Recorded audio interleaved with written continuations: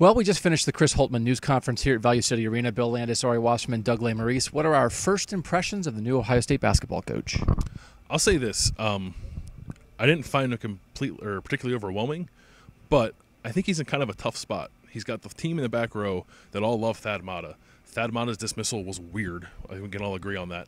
So if he would have come out and like pounded his fist on the podium and said, we're changing Ohio State basketball, we're going to turn this thing around, maybe it could have come off the wrong way. I think maybe we would have liked to hear that. Maybe some fans would have liked to hear that too, but I don't know if the guys in the back row who he has to get to trust him for this upcoming season would have liked to hear that. So I think he was a little subdued. Ari? I think subdued is a good word. There's been a lot of interesting opening press conferences across sports when they introduced coaches. The one thing that I thought was interesting was that he was asked some very specific questions about the process and about how things came to be and what his week was like, and I thought that he was pretty general across the board about everything. And when you have a fan base that just lost a coach and is probably looking for answers, they probably want to hear from the new guy in charge what the actual goal is, what time periods are of when they're going to compete, how things specifically happened, and why he specifically took this job, and I don't think we heard any of that. You know, here's the thing.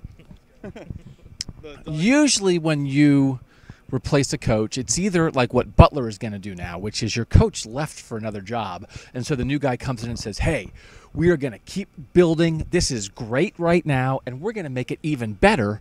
Or you come into a disaster, and you can agree with everybody. Everybody says, we are going to completely redo it.